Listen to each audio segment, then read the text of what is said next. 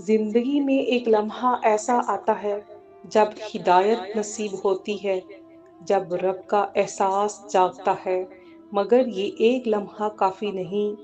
یہ رشتہ قائم رکھنے کے لیے مسلسل اللہ سے جڑے رہنا ضروری ہے۔ اللہ ہر دعا کا جواب دیتا ہے، بس اس کے طریقے نرالے ہوتے ہیں۔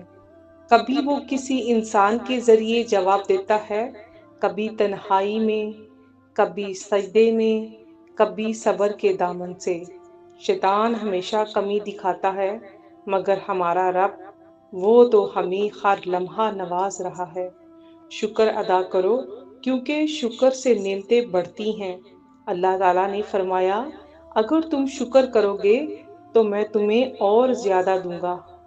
نبی محمد صلی اللہ علیہ وآلہ وسلم نے فرمایا، کہو اللہم مغفر لی وارحمنی وعافینی وارزقنی۔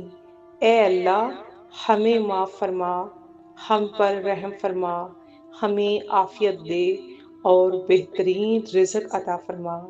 اپنے رب کو یاد رکھو، وہ تمہارا رب ہمیشہ سے تمہارا تھا، تم ہی اس کی طرف لوٹ آؤ، وہ تمہاری پکار کا منتظر ہے۔